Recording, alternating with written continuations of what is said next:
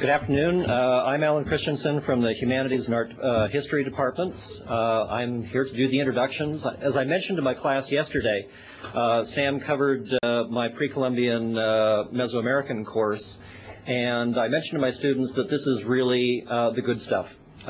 We are very fortunate to have professors of the caliber of Dr. Edgerton come to our campus and speak to us. And this really is one of the benefits of being at a university such as BYU, that we can bring in people such as Sam.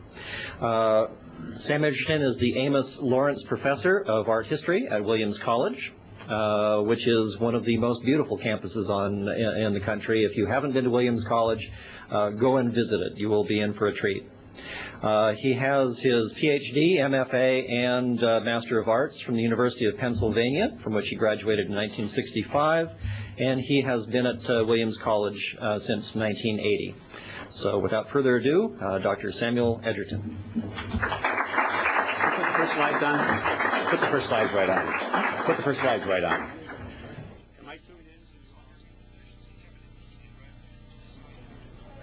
How's that?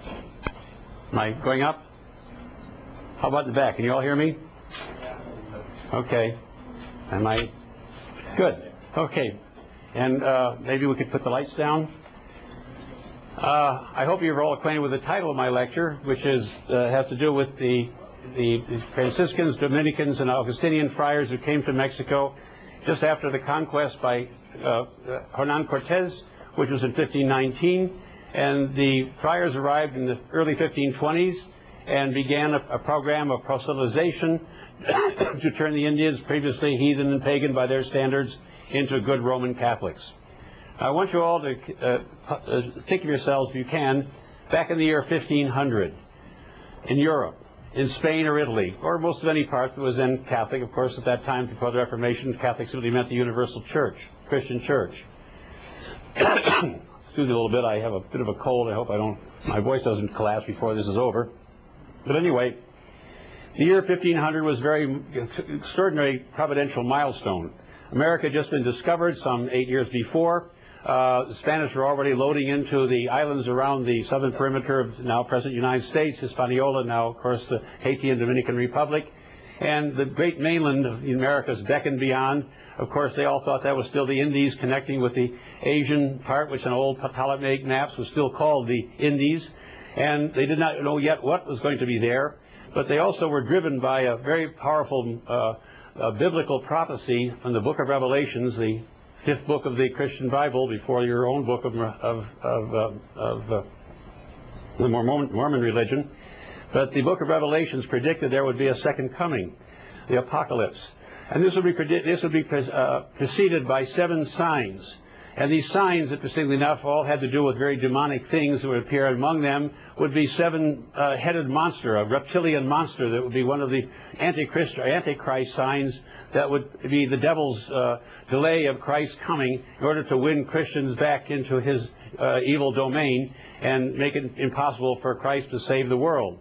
Now, the year 1500 was particularly important as part of this prophecy, because in the book of Daniel, the apocryphal book of Daniel, it mentions that the second coming in a rather roundabout way will happen at time and a half, which in the decimal period of that time would be 1,500. So many people thought in the year 1500 that in fact the end was near. Albrecht Dürer, the great German artist, did publish a set of woodcuts in 1498 depicting the signs that people would see on the previous to the second coming. These are bestsellers. You see here one on the right, on the left, excuse me. This is the 7-headed serpent of the Whore of Babylon. If you can see here, you'll see this serpentine figure over here with these horrible heads trying to, as part of the demonic signals of the coming of the devil before Christ. Now, what the first Spanish soldiers and when the monks arrived, the Dominican friars arrived in 1523, were a lot of evidences of serpents being worshipped in some manner by the native people. And on the right you see the goddess Coatlicue, one of the mother goddess of the Aztec Empire. And you see, she is composed not only of 2 serpent heads face to face, but a belt of serpents, a dress of serpents. In fact, her name, Coatlicue, in the Nawa Indian language means serpent skirt. Could I have the next two, Alan? So what were the Spanish to think when they saw these signs? For example, the great Templo Mayor, when Cortez came and conquered the Tenochtitlan, which was the capital of the Aztec Empire, when they saw it actually surrounded by sculpted serpents, wasn't this the domain of the devil? Wasn't this, in fact, the sign of the Antichrist? So the Spanish soldiers really had, at least from their point of view, from their historic perspective, a motivation to hurl down these statues of the pagan gods from atop the pyramid and proclaim and try to replace it with the cross. May I have the next two, please? The first friars to arrive were the Franciscans, who came in 1523. And you see from this contemporary print, 12, they were ordained as the second apostles after the original apostles in the time of Christ. These 12 apostles now, Franciscans believed that they were divinely proclaimed to bring Christianity to this part of the world just newly discovered, which they believed that had been laid out by God as a kind of last moment for redemption. Unless the Christians would convert these last of the pagans, then surely when Christ would appear sometime in the immediate century, that this would be the ultimate sin that he could not relieve. On the right scene, you see over here the Augustinians, who came just after the Dominicans. The Dominicans also sent 12 over. You see here that there are 7 Augustinians. I love this one because they're just getting off their ship, kneeling in the water, and here they see Christ crucified in a palm tree. I love that over there, with his blood pouring out into the water, the holy water, which is going to be a very powerful relationship that the friars will make between Christ's blood and water, which was going to compare very neatly with the Indian sacrificial instruments, as we shall see. Could I have the next two, please? Now, this, by the way, is a wonderful painting done by an Indian artist, a converted Christian Indian artist in the Dominican convento of Yanhuitlan in Oaxaca area, in the Alta Mixteca, and it shows a kind of wonderful bit of symbol, which again, everybody in Europe at that time believed had some divine meaning. Remember Christopher Columbus. His name, Christopher, in Latin comes from Christoferum or Christum Ferrum, which means bearer of Christ. And of course, his patron saint was Saint Christopher, who did in fact bear Christ across the stream in that famous old mythic story from early Christian hagiography. And here you see this large painting of Saint Christopher with Jesus on his shoulder up here, and he's stepping out of the ocean. He's stepping onto the new world. Christ being born now by Christopher Columbus, if you like, across the ocean to the new world. A little Dominican friar is coming out of his cave over here holding a lantern to conduct Christ into the new world, into the jungles of the new world in order to convert the Indians. Now on the right screen you see an image of one of the most important, if not the most important, of the friars, earliest friars working in the New World. His name in Spanish is Pedro de Gante. He was actually Pater of Ghent. He was a Fleming. In the time when he came, not only was the Holy Roman Emperor Charles V, newly now, of course, King of Spain, as well as the Holy Roman Empire of the Habsburg dynasty, himself a Fleming who didn't even speak Spanish until he finally got to Spain. And the Pope at that time, Adrian VI, was also a Netherlander. So actually, a very interesting thing that the first how shall I say it, influential friars, he was one of 3 other Flemings, who came to the New World to set up the proselytization program, were not Spaniards, but were actually Flemish. But Pedro de Gante was also a brilliant man. He was related to the Holy Roman Emperor, Charles V. He was a skilled musician. He was also very knowledgeable about the arts of the time, knew the new Renaissance styles, the styles of Raphael, so popular at that moment, even alive in Italy. And he was determined that he was going to set up some kind of a program, a kind of an arena in which the Indians could be properly instructed in the new religion, and also to train them to build buildings, churches, in the European style, and to paint religious images in the European style. And we'll see more about him in just a few moments. Can I have the next two? Now, his first project was to set up, as I said, some kind of arena. Now, this would in fact be a convento, which is a Spanish word for any kind of a friary, whether nuns or men, would live in. As you understand, is a medieval monastery. And that basic monastic form was the basis on which he was to design this new plan.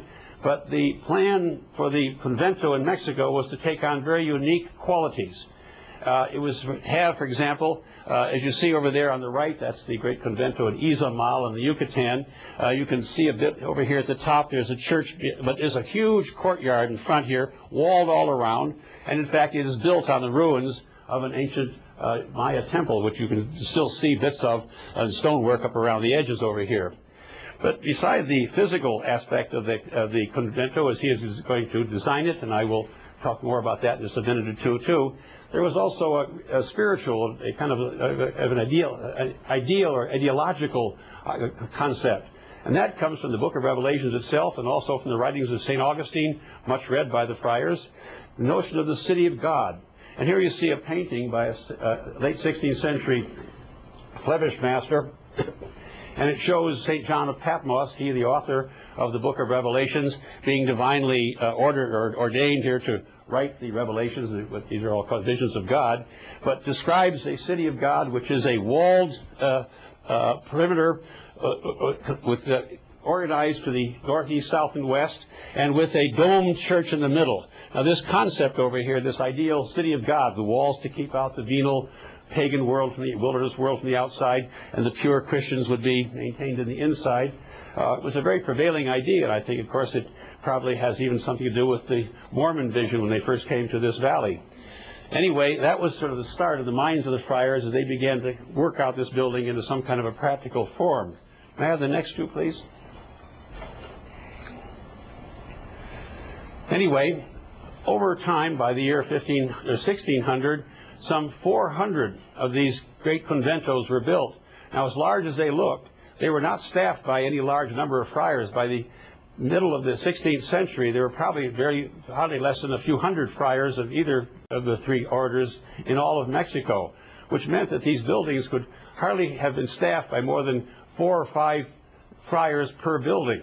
The large space that I just showed you, and you see here the interior of the convento at Izamal, the interior of the courtyard here, jammed with people. This was a modern event, of course, from the 1990s when Pope John Paul II made a visit to this building, or to the Yucatan area in Mexico. And these are all the various people, the Maya Indians, people from various villages, who have all come out to pay him homage and crowd into this great area, which is about as big as 20 tennis courts laid side to side and end to end. As you can see, it looks what it must have looked like when the hundreds of thousands of Indians who lived in this area. We estimate that the total demographic population of the New World, the Indians from the southern Mississippi area of the present United States down to northern South America, and where the Inca Empire existed, there was probably something more than 25 million people living. So you can imagine, even when Cortez lands in Veracruz and brings his 600 Spanish soldiers down to confront Tenochtitlan, that he was passing by a lot of teepees and forests on his way 400 kilometers. It was more like going through the corridor now from present-day Boston to Washington, jammed with population on either side, thousands of Indians. And these Indians, curious to see what the new religion had for them, they had lost the war brutally to the Spanish, whose Christian gods seemed to be more powerful than their gods. The natives, when they fought a war, never fought it only on ground, but they also thought that there was a kind of psychomachia between the rival gods on the upper world. And clearly their gods had lost ignominiously. The Christian gods had won. And I'm talking about all the saints that went along with the single God. And they wanted to see what it was all about. And so they came very curiously to crowd into these conventos and be subjected, or at least subject themselves to the Christian catechism. Now, these buildings, which many of them still exist, probably over 100 of them still exist in Mexico today, some of them present wonderful, beautiful panoramas. This is the one in Yathuilatigan. This is the landscape, almost like moonscape, of the northern Oaxacan area known as the Mixteca Alta. And here you can see far off the building up here, which is as grand in its presence in this rather lonely Piero della Francesca-looking landscape. Reminds you sort of like looking at Chartres or going to Durham in England, or some of the great European vistas that you're all more familiar with. Is it possible that I could have a little light over here, Alan? Is there one? I don't need it right now, but I would like to have it. Just a little, even the flashlight if you had it. Anyway, could I have the next group, please? Next two.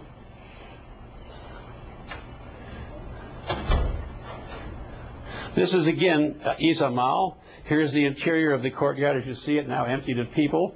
But imagine it back in the year, well, let's say the 1540s when this building was built, what it must have looked like. And here you see another similar Alcan, another of these conventos, and I can tell you now a little bit more about the complete architectural complex.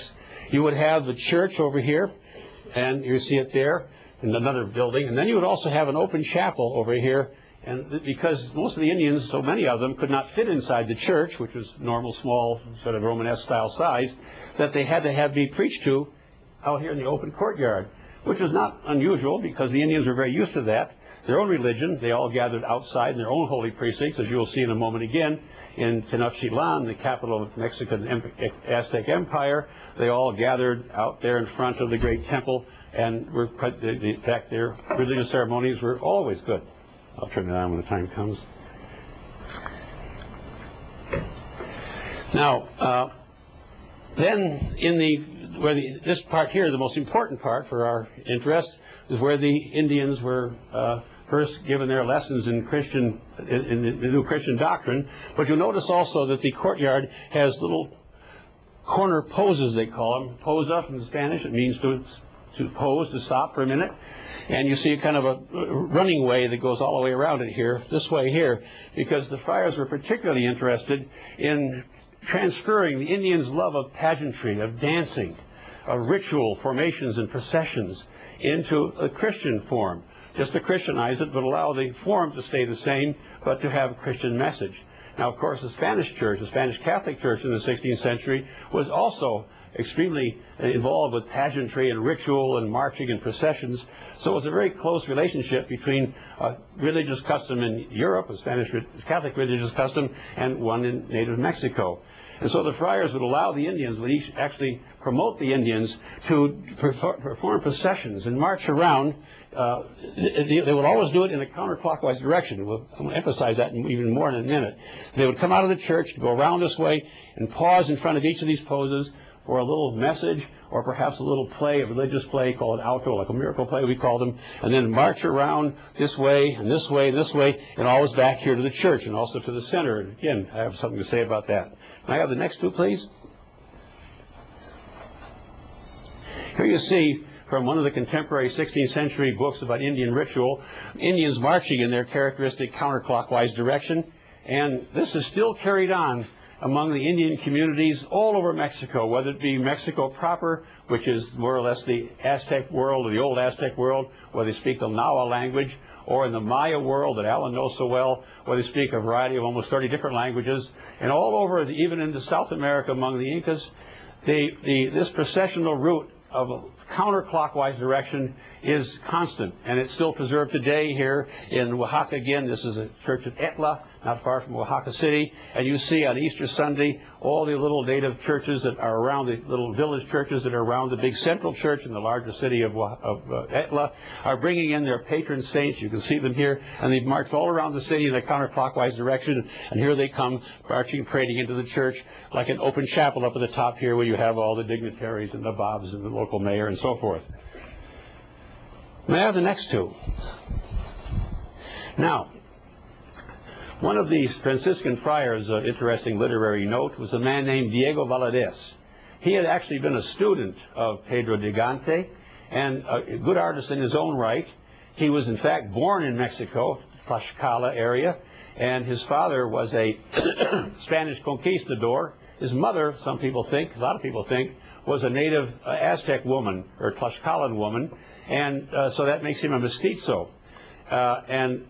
He also then became a Franciscan friar, a devoted Franciscan friar, and for the first time in his life he went to Europe in the 1570s. 1579 he wrote a book called Rhetorica Christiana in Latin, in which he would talk all about the proselytization efforts, the evangelization efforts of his friars. And the book was written particularly for a European audience, because at that time the friars were coming under a lot of unhappiness. The new king of Spain after Charles V had died, Philip II, was not so friendly to the friars. He kind of thought they were all crypto-Lutherans, and he began to remove their authority, which was, of course, the friars are independent. They have their own friaries, their own headquarters, Franciscan particularly in Assisi, in Italy, not even in Spain. and to bring the Indians, now converted in large numbers, largely under the regular Episcopal Church, that is to say, the church that descends from the cardinals, the bishops, and the monsignors, and under the regular parish priests. So that he wrote his book, and Valadez did, to sort of exonerate the Franciscans, to champion their cause, and to try to get more European interest in supporting with money and of course moral support. Now, what his book is showing in this one of his engravings, or metal engravings of some 28 that he did to illustrate the book by his own hand, he shows again that kind of idealized vision of the convento patio or atrio. I can use either word to describe. Those are the words that the friars always use to describe this courtyard. And you see it also with the poses at the four corners.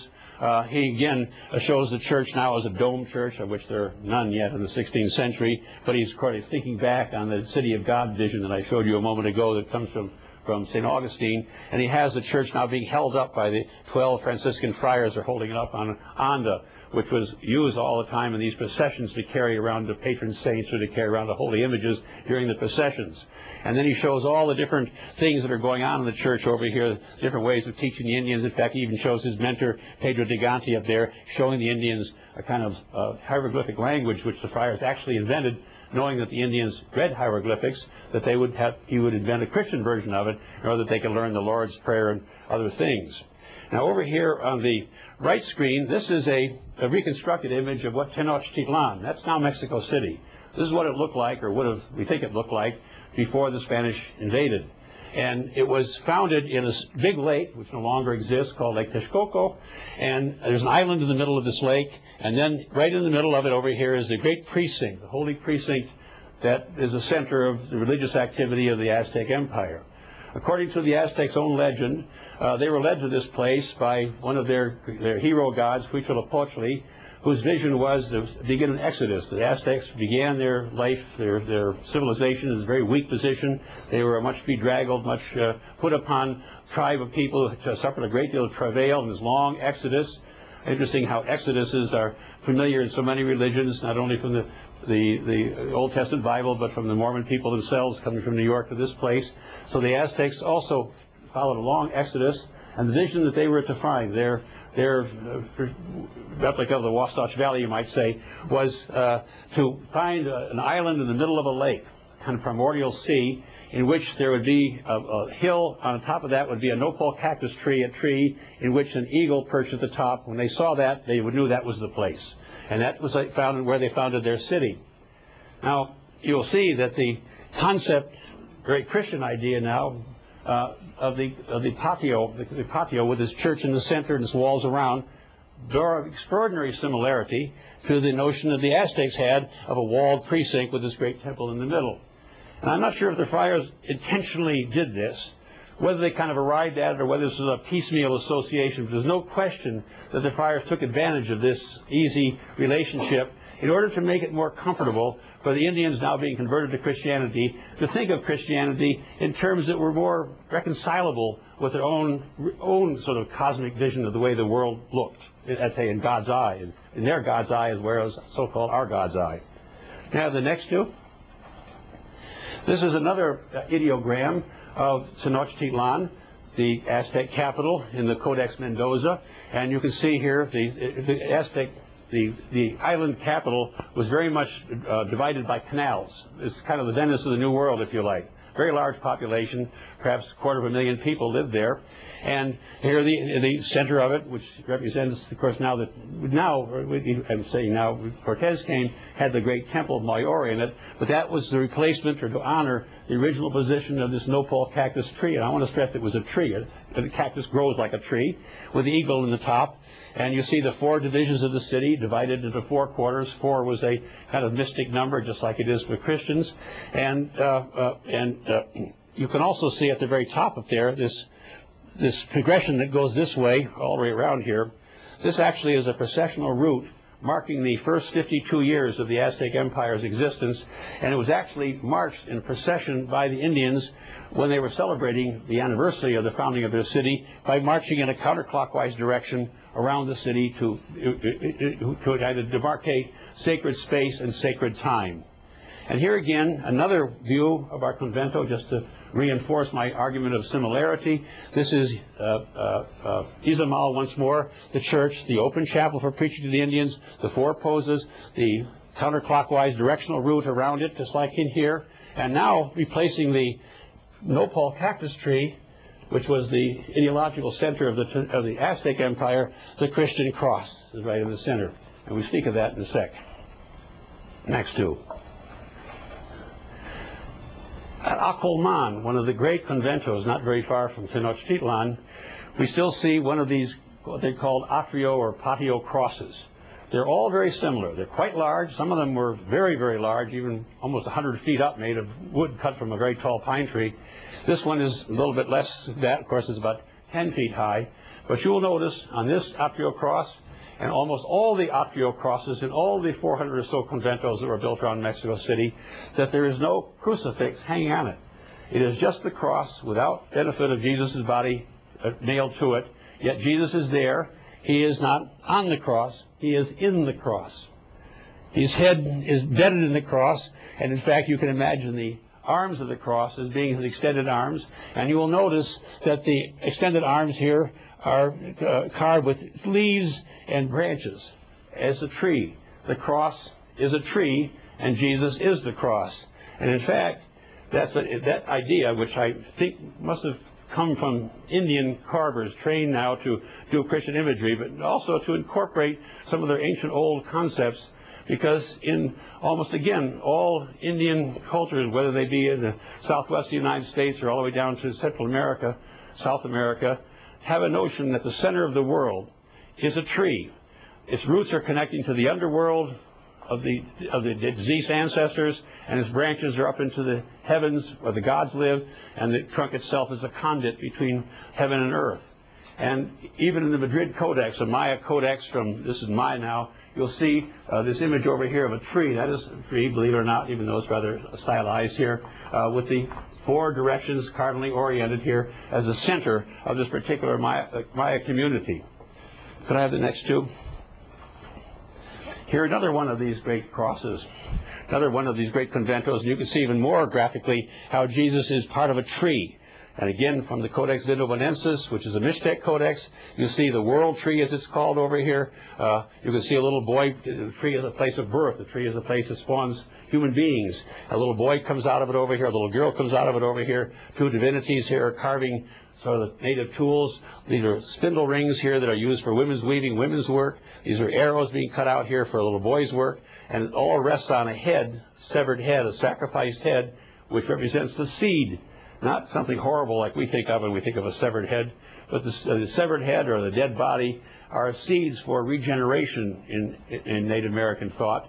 And you'll also see, I could go back one more again, that there, I forgot to show that to you, but at the foot of the Christian cross, as many of you know, is a skull. And depicted frequently, always in medieval and Renaissance renderings of the crucifixion, because the place where Jesus was crucified was Golgotha, the hill of the skull, the place where Adam was supposedly legendarily buried, and that's Adam's skull generates the cross of which Jesus is crucified, in the same way as the skull of a sacrificed victim generates the world tree, or exercises the world tree from which the Indian people are born.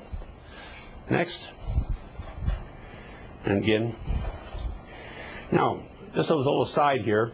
Not only were the Franciscan, Dominicans, and Augustinian friars evangelizing in the New World, but during the Counter-Reformation, when so many, according to the Catholic Church, souls were lost to Protestantism, that the Church, in order to try to win back these souls, it really revved up its proselytizing efforts everywhere, and particularly heading a number of their Jesuits. Now, the Jesuits were a religious order founded late in this period, 1540. They are a Reformation order, and they come lately to all of this business, but they took on as their great evangelizing effort China, with its millions of souls. And that time, I think something like 15 to 20 million Chinese were alive. And they thought that would be a great place to harvest souls for the church. Under their great leader, Matteo Ricci, they set out to a mission during the very end of the 16th century into the early 17th century to missionize in China. Now, when they came to China, they ran into some troubles insofar as how they were going to represent Christ. They, for example, this is one, they took with them a handbook that was prepared in the late 16th century by a Jesuit priest named Hieronymus Nadal. They took this handbook, which is known in Latin as Iconis Evangelicae, and it was filled with pictures, sort of like a popular mechanics book, where you learn how to ride and build a bicycle. You have A and B and C and D, and then you have down here all the things that are going on described for you. This was a teaching manual into the field where you would teach the Indians, show them the book, show them that A says this, and then you show down here what it was. And this was supposed to, of course, help the Indians to understand the Christian stories.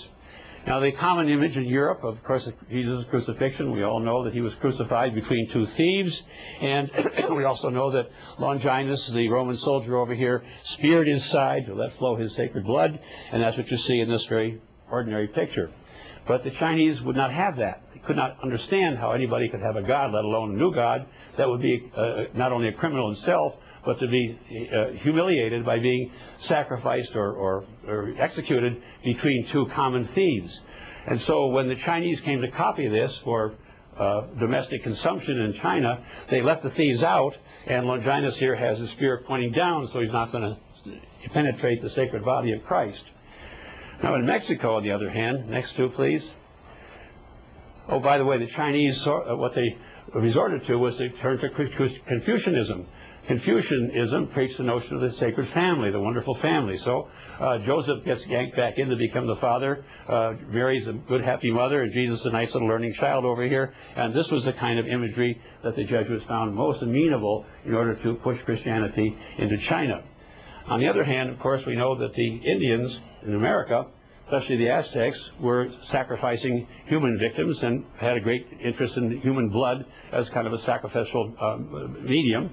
And so the idea of the bleeding Christ was much more popular, totally popular in Mexico, as you see in this early picture over here of Jesus bleeding profusely from his side. Now, the grapes that are coming down into his hands will be squeezes, almost like an Aztec priest would squeeze the human heart, letting the blood or grape, whatever you want to call it here, flow into the sacred chalice, the blood pouring down then into the waters of salvation, the holy water in the font below. Next. And of course, here is a contemporary, that is to say, late post-colonial image showing the conquest of the Indians, ceremonies of what the Spanish thought were these horrific ceremonies of human sacrifice.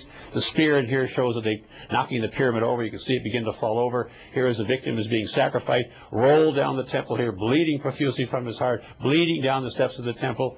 And this association was made by the friars deliberately to try to conceive of Christ now, also bleeding from his own wounds. He singly sacrificed, of course, for the whole human race, even with his knees bloodied like that, as if one could imagine his body being rolled down the rocky steps of the pyramid.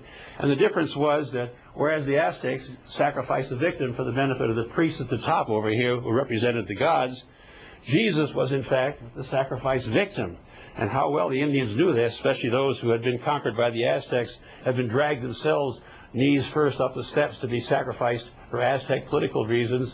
The Huastecs and the Tlaxcalans and all the tribes that were related around the Aztec Empire that Cortez found when he came there with only 600 soldiers were all too eager to join with him and overthrow the brutal Aztec Empire and join with him, giving him something like 100,000 native troops, which tilted the advantage to his side when he finally confronted Montezuma and the Aztecs in Tenochtitlan proper in 1521. May I have the next two? Now back to Valadez, whom I just mentioned, the Franciscan native of Mexico who came to the New World with his book Rhetorica Christiana. He has two images in his book among the 27 that he did, which are very interesting. One of them shows what he called a pagan philosopher. This is the philosopher who doesn't accept Christianity, or rather whose mind is so, his eyes are so blinded by worldly things. He's playing with the globe. He's measuring. He's doing worldly things with geometry. He hasn't got his mind sublimely related to the heavens, and he doesn't really understand that really that man is here to serve God and not to simply serve the mundane things. But most interesting, he has on the back of his library over here this kind of funny looking open, look like a kind of a accordion thing that's stretched out. And what that actually is a Native American book, which of course Valadez would know so well, having been born and raised there. Natives, especially in that area, made painted books which were full of their divinatory recipes and all their other so-called pagan rites and images. And here's one of them, reproduction. These books folded out like an accordion, like a screen. And they are full of these very flat little pictures you see over here in the native style. And they all have to do with native things which the friars always thought were works of the devil. And many of them, unfortunately, were probably burned. But here, Valadez is associating them with the religion which is about to be replaced. The pagan philosopher religion is about to be replaced by coming Christianity. Next to, here the friars then actually burned these books, these awful images which they saw in these books. I'll show you a better one in a moment over here. Unfortunately, especially in Yucatan, this happened. Now, back in Europe again, there was a great strong movement in the evolution of the Renaissance style, as it was coming itself to be very worldly looking in its appearance, very realistic, very geometrically driven, as you know, the laws of linear perspective, and a number of prelates in the late 15th century, again in mind that the coming of the second coming would be around 1500 or nearby, began to worry that even the arts were beginning to work sinful ways upon the people. Savonarola, Girolamo Savonarola in Florence, for example, had a big bonfire of the vanities, in which he called all the artists, Botticelli and others, to bring out their pictures of nude women, of lascivious scenes, or so they were so called, to burn and purge them on a great public bonfire. Now, one of the leaders in that movement was a man named Antonino Perozzi. You see him over there on the right. He was a Dominican saint called St. Antonine. He was actually sanctified. He was actually canonized in the very year that Pedro de Gante came to America, which made his works very au courant, especially among the Augustinians, or among the Dominicans. And you see his picture here painted in one of the Oaxaca Dominican conventos here. He's called St. Antonio from Florence. Now his writings, if I can read you a moment here. Can I have the next two, please?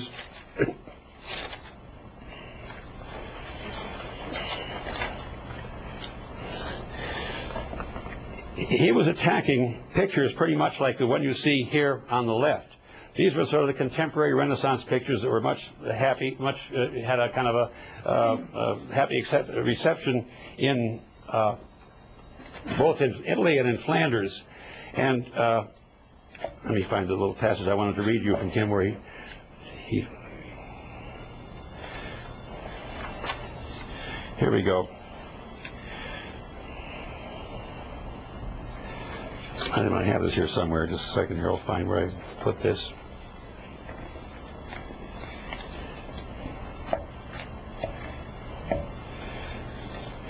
And it's funny, I cannot find where I had this. Well, anyway, I was going to describe to you what, for some reason I can't find a little passage in my paper here that I've written this out. Yeah, it's not going to show up. Anyway, he was pretty much angry about people painting pictures that had so many secular images like monkeys and dogs chasing hares and all these people doing rather secular things, totally not paying attention to the sacred scene which shows, of course, the three wise men coming to the first time they're going to proclaim Jesus' divinity over here as they beg and bow before him, as you notice in this famous painting. Now, this is the Renaissance style that's prevalent in Europe, which the friars want to bring to the New World. And this is the style of painting which they wanted to replace. Now, this style of painting, which is this flat imagery showing, in this case, something from the Codex Borgia, showing the Aztec god Quetzalcoatl, and another one of the god Mictlantecuhtli. In this style, notice how they're kind of leaping around. They're flat, very colorful imagery. Now, one of the great early art, how should I say it, early philosophers of art in the Renaissance, following very much St. Antonine's concept of paintings that should speak to divinity and to ennoble people, was Leon Battista Alberti. And Alberti writes here, he says he's very much unhappy about painters in his own time. Now, I'm speaking in Italy. He says those painters who throw their limits about a great deal, casting aside all dignity and copying the movements of actors. That was the kind of art which St. Antonine spoke against. And now I found a little passage that I wanted to read you before. Nor are those to be praised, and he's speaking of artists, who paint curiosities and stories of the saints and churches, who have no value in stimulating devotion, but only laughter and vanity, such as monkeys and dogs chasing hares. It's almost as if he had been talking about this painting. So what then would Alberti and St. Antonine want the friars to teach the Indians. And certainly Pedro de Gante, next to please, was very much of the same frame of thinking. And the kind of imagery that he wanted, you see here another print by Valadez. This is the Christian philosopher now, opposed, facing pages from the pagan philosopher, who was imagining in his mind all kinds of Christian symbols, the instruments of the Passion. He doesn't need pictures really to stimulate him so much as sacred thoughts. But if pictures are to be done, the Muse over here is showing him perhaps how to even draw these pictures in the kind of books that we in the West use, not those accordion-style books that the natives use. And pictures like this, published actually in Mexico in 1565, in black and white. Of course, they're printed books. They didn't use color much in those days, but very reserved books, very puritanic in their imagery. And if you're looking at that, you notice the black and white. Follow Alberti again as he further speaks about and he says, going on his treatise in painting, which he wrote in the 1430s, which was then published in many printed editions or printed versions in the middle of the 16th century and proliferated all around the world. Alberti writes, he says, "But I would prefer those learned painters to believe that the greatest art and industry are concerned with the disposition of black and white, and that all skill should be used in correctly placing these two. So the combination of black and white achieves what the artist must above all desire, that the things he paints should appear in maximum relief," that is to say, relief like sculpture. Could I have the next two? And these are the kind of paintings that you see all over the Mexican ventos. No color, in black and white, framed usually with columns on either side, very austere. Here's this painting from Acolman, another from the Great Stair Hall at Octopan. Indians were taught to paint in this style. And not only because the black and white had this kind of moral advantage that Alberti talks about, but also, next two please, because these pictures, as Alberti stressed, were very much in high relief. But before I do that, I just want to give this one example. We know that a Spanish lady, a duchess in, I wonder if I'm going to skip this because I think I'm going to run a little low time here. So I don't need to explain that. Just backs more than I don't backs up what I was just saying. Let me go on to this. This is one of the Indian painter now taught to make in black and white, to image the figure of Christ or whatever holy picture he's painting, so that it looked like almost, if you've never seen a perspective picture before, you've never seen what's called in Italian chiaroscuro or dark and light painting, you were totally unknown to you. These things would seem to leap off the wall, to come right out at you as three-dimensional figures. And the friars could literally say that your gods are just flat images. They don't mean anything. But look at our God is actually moving out from the walls, coming right there with you. So that was a very powerful tool of conversion for the friars to introduce this perspective, Italian perspective enhanced style to the Indians, even have them paint them. As you see over here, this image of Christ in the Ecce Homo, the presentation of Christ before his crucifixion on Holy Week, where you have this falsified perspective over here to make it look like you could actually walk into this little recessed part of the church over here, as if Christ is actually standing there and framed theatrically, literally theatrically before you. Next two. And I love this one from Epozucan, another convento way up in Hidalgo, where you have an image of the Last Supper painted on the wall of the monks' refectory. And there's an actual window up here which is shining down, the real light.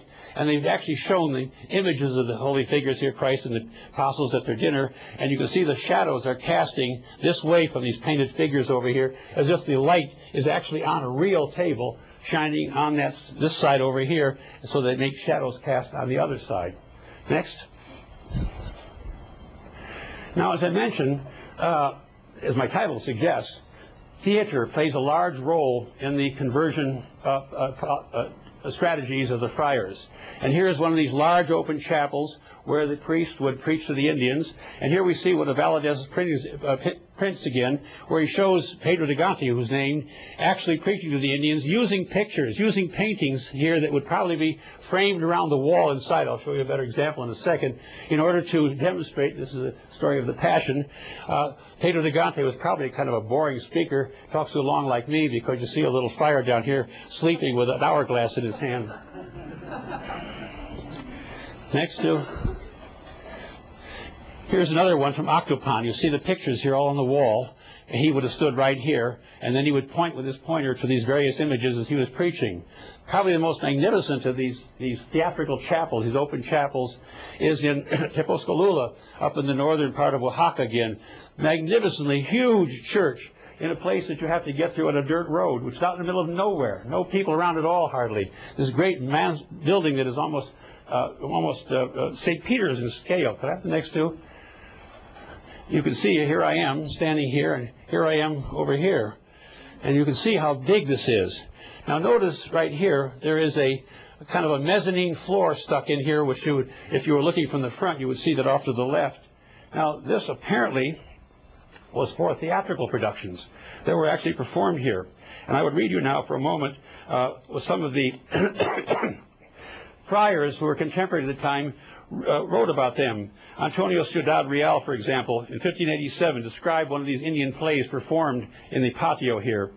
The Indians had built a Bethlehem with images of Joseph, Mary, and Christ child near the portals of the patio, and then stretched a rope from the church to a nearby hill. And to the rope was fixed an imitation star made of tinsel, which some Indians hiding behind a small wooden tower would manipulate by pulling two more ropes, slowly guiding the star on a trolley in the direction of the manger, while actors impersonating the three kings followed it into the patio. And then Bartolomé de las Casas wrote, for another fiesta, the Indians represented the day of Our Lady's Assumption. I sang the principal mass, and with 3 choirs of Indian singers accompanied by an organ, and 12 expert flute players. There were the apostles, or as Indians represented them, and no Spanish mixed in these acts that they performed. And he who represented the Virgin was an Indian man. Isn't that interesting? And they all spoke in their own language. And then with much singing and music, and when it was time for the elevation, the Virgin was hoisted up from the stage to another height that they had fashioned into heaven, all of which was observed in the grand patio by more than 80,000 spectators. Could I have the next two? Now I want to move you lastly here to the Yucatan, if I hopefully don't go over my time, and to where you see a very peculiar local church construction, not the big conventos, but the little called visita churches, the churches that were visited by 1 or 2 preachers who could get around in a circuit ride maybe once a month or so. In the meantime, the churches were run by the local Indians who had been converted. Now, the start of these churches, we say here, of course, the native religious form before the friars arrived in the Yucatan were a pyramid, often with a temple on the top. And the Indians, the Maya in particular, did not know the rounded arch. That's a European intrusion, as we shall see. But they did have an arch form, which is called a corbel arch. It's over here. It's a different kind of system. It's built by, you just lean stones out going up over here and put a capstone on. It's a really compression system. There's no tension involved in it. Whereas a circular arch, as you see in a reconstruction here now by me of what the friars did, they would tear this part down, leave the base pyramid, and then on the top of that base pyramid, that truncated base pyramid, built their little chapels with a rounded arch, which they wanted to teach the Indians how to do. Now, the arch form was extremely important, not only because it was European invention, but because it was going to have particular relationships to relating the Indian culture, the Indian religion, to the native Indian religion pre-conquest, to what the Christians wanted them to now be converted to. And this is a nice little model over here of what these early churches looked like, with the open chapel. They don't even have just we call this the patio here, if you like, and just the open chapel. And almost all of these in the Yucatan are built near an open cave mouth, or what we call a cenote. Some of you may know that the Yucatan has no rivers flowing above ground. All water coming from the mountains in the south, flowing toward the Gulf of Mexico and the Caribbean Sea, goes underground through limestone caves known as cenotes. And these caves occasionally cave in so that you have an opening at the top, literally a cave. And these are seen to be very sacred to the Indians. Throughout in the Yucatan in particular, they were places of worship. They were places where the rain gods lived. And the friars wanted to move the Indians from that pagan concept to a Christian concept, so almost always built their churches on top of the local pyramid that worshipped the cave, build the church on top of it, and then to co-opt it. Could I have the next? Here is one of those caves in the Yucatan, your little town called Telcachillo. And you'll see these caves, too, were often filled with libations and offerings. Here's this one at Belancanche, near Chichen Itza, with big slag, what's one going down the slag? Yeah. What is it now? Yeah, mites go up and tights go down. Okay, slag tight, that's it. Yeah. Next. And there's another one of these early churches now, this one at Jibal Chaltun. And here you can see one of these great caves here inside. This is one at Loltun in Mexico, or in Yucatan. And may I have the next? And I wanted to point out that here's a church now, one of these church forms over here, and you just saw the Loltun cave. And you can imagine, as you do in fact, when I first went to Loltun, I looked up at that great cave spread, and I thought, how like a church. And I can imagine the Indian first coming into an arcuated, vaulted church and saying, how like a cave. This is a real nice relationship that the friars made, somewhat inadvertently, to move the pagan cave notion into the arcuated church notion. Now, next one over here, please. This is a little Maya house. And here you see, because it's so hot in the Yucatan, the Indians were, what would be called the patio, if you want here, would be under this ramada, and here they would be preached to. And now notice the ramada on top of attached to the church, on top of the truncated pyramid. Of course, very much like the kind of houses you still see, the thatched roof, palapa houses, all over the Yucatan to this day. And the next two. And now similar, that would have been to a pre-conquest temple, so that the man-made architecture that the Christians imposed there have a really rather strong similarity with the thatched ramada at the top and the pyramid at the bottom, just like the thatched temple in the pre-conquest time on top of the pyramid.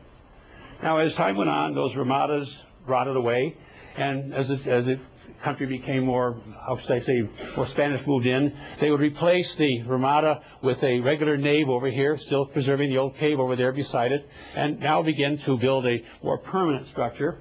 And in Yucatan in particular, next to, you have this, what they call espadañas. All over the Yucatan, every little community has its own wonderful little espadaña, everyone looking a little different from everybody else. Still to this day, with great loving pride, the natives will get up there and reset the stones and add little decorations here and decorations there. Now, I want to point out something very interesting. I want to read you something here. This is the little church at Teshquetun, which is very near the city of or the great Maya site of Uxmal. Could I have the next one on the right, please? Let me have this back again. Thank you. These are called roof combs on top of the great temples, pre-conquest temples from Uxmal, and this is the espadaña from Tishquetun.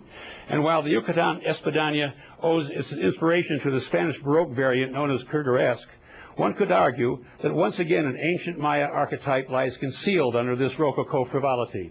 Now look closely at the espadaña frontispiece of the little church here on the left, and then compare it to the engraving on the right by Frederick Catherwood, made of the so-called dovecote at Uxmal, an ancient Maya site not far from Tishquetun.